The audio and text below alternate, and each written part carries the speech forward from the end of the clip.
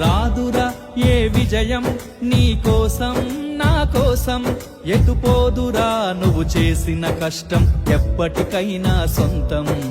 కాలంతో పయనించే వాడికి కానిది ఏముంది, సాధనతోనే సాధ్యమవ్వునని సదాశయంతో సాగర ముందుకు. రాదురా ఏ విజయం నీ కోసం నా కోసం, ఎటుపోదురా నువ్వు చేసిన కష్టం ఎప్పటికైనా సొంతం.